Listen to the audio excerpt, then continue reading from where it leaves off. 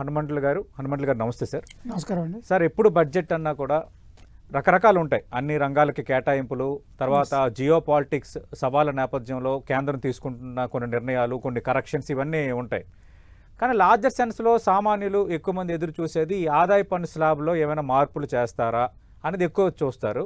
రెండోది ఏ వస్తువులు పెరిగాయి, ఏ వస్తువులు తగ్గాయి అన్నదే ఎక్కువగా దృష్టి పెట్టుకుంటారు.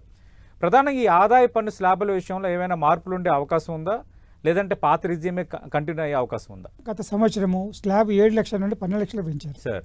స్టాండర్డ్ ఎక్షన్ కూడా 50,000 నుండి 75,000 పెంచారు. పెంచినప్పుడు అంటే 7 లక్షలు 12 లక్షల కంటే ఇంచుమించు 70% పెంచారు. సార్, ఒకేసారి అంత రిలీఫ్ ఇచ్చినప్పుడు మళ్ళీ ఇంకా బెనిఫిట్ వస్తుందని చెప్పని ఎక్స్పెక్ట్ చేయడం కరెక్ట్ కాదు. ఎందుకంటే ఈవెన్ గవర్నమెంట్ రెవెన్యూ పెరుగుతున్నా కానీ గవర్నమెంట్ కూడా కొన్ని కండిషన్ ఎక్స్పెన్స్ కూడా పెరుగుతుంటాయి కాబట్టి, పేమెంట్స్ కూడా కమిట్మెంట్స్ పెరుగుతుంటాయి కాబట్టి వీ కెనాట్ ఎక్స్పెక్ట్ స్లాబ్ అది 12 lakhs ఇంకా పెంచుతారనే అవకాశం లేదు. స్లాబ్ రేట్స్ కూడా ఇంతకుముందు 15 లక్షలకు హైయెస్ట్ స్లాబ్ ఉండేది, దాన్ని 24 lakhs పెంచారు.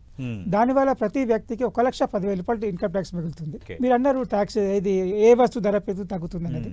ఇంతకుముందు ఏముండేది అంటే ప్రతి ట్యాక్స్ కూడా జిఎస్టీ రాకముందు సెంట్రల్ ఎక్సైజ్ ఉండేది. సెంట్రల్ ఎక్సైజ్ బడ్జెట్లో వచ్చేది, ఈ వస్తువుకి ఇంత ట్యాక్స్, ఈ వస్తువుకి ఇంత ట్యాక్స్.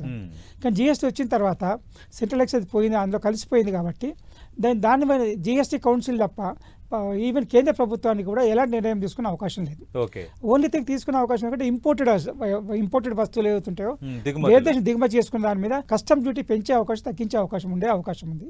కాకపోతే లోకల్ తయారైన వస్తువులకి GST is the main tax కాబట్టి దానివల్ల ఎలాంటి ప్రయోజనం ఉంటుందని చెప్పి అనుకోవట్లేదు. ఒకవేళ తీసుకోదలిచినా కానీ జిఎస్టీ కౌన్సిల్ నిర్ణయం తీసుకొని దాన్ని గవర్నమెంట్కి ఇస్తే గవర్నమెంట్ పార్లమెంట్లో ప్రపోజ్ చేస్తుంది.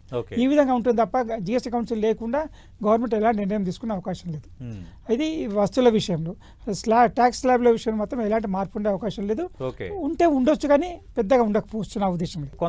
కొందరు అంచనా వేస్తున్నారు, అంటే గతంతో పోల్చుకుంటే జీతాలు పెరగలేదు, ఖర్చులు పెరిగాయి. జీతాలు పెరగలేదు, నిత్యావసర ధరలు పెరిగాయి.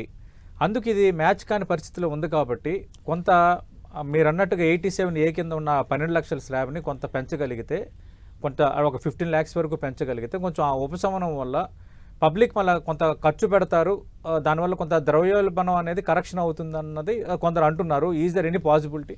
సార్, ఇప్పుడు ఇన్ఫ్లేషన్ ఎంత ఉంది? 3% ఉంది సార్. 3% అన్నప్పుడు కోర్స్ మరి నచ్చిన వస్తువులు ధర ఎక్కువ పెరిగి ఉండొచ్చు, నచ్చిన వస్తువులు తక్కువ ధర ఉండొచ్చు.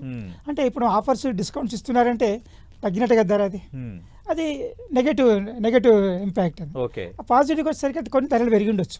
కానీ జనరల్గా ఓవరాల్గా బడ్జెట్లో ఇన్ఫ్లేషన్ మాత్రం కంట్రోల్లో ఉంది కాబట్టి పెద్దగా మార్పు వచ్చే అవకాశం ఉండదు. ఈ యొక్క మీరు అన్న 12 lakhs స్లాబ్ ఏదైతే ఉందో 12 lakhs ఉండే అవకాశం ఉంది. పెంచుతారని చెప్పి అనుకోవడానికి అవకాశం లేదు. ఎందుకంటే ఇంతకుముందు చెప్పినట్టుగా 7 lakhs నుంచి 12 lakhs ఒకేసారి 60-70%, 70-80% పెంచారు కాబట్టి పెంచే అవకాశం చాలా తక్కువగా ఉంటుంది, తగ్గించే అవకాశం చాలా తక్కువ.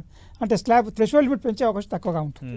కాకపోతే లోపల లిమిట్స్ అవుతున్న 4 to 8, 5%, 8 to 12, 10% అవుతుందో దాంట్లో తగ్గించే సర్దుబాటు చేసే అవకాశం ఉండవచ్చు. కానీ తగ్గించకపోవచ్చు. ఎందుకంటే కొత్త ఇన్కమ్ ట్యాక్స్ యాక్ట్ 1 April 2026 అమల్లోకి వస్తుంది. పాత యాక్ట్ 31 March అయిపోతుంది. కాబట్టి కొత్త యాక్ట్లో కొన్ని పెద్దగా చేంజెస్ లేకున్నా కానీ చాలా సరళీకరించడం జరిగింది, కన్ఫ్యూజన్ క్లారిఫై చేయడం జరిగింది, మిగతా ఫార్మ్స్ అన్నిటి కూడా సిస్టమేటిక్ చేయడం జరిగింది. కాబట్టి మనం కొత్త యాక్ట్ వచ్చినప్పుడు కొత్త యాక్ట్లో ఎలాంటి మార్పులు ఉంటాయని చెప్పని ఎక్స్పెక్ట్ చేయడం కరెక్ట్ ఉండకపోవచ్చు. అంటే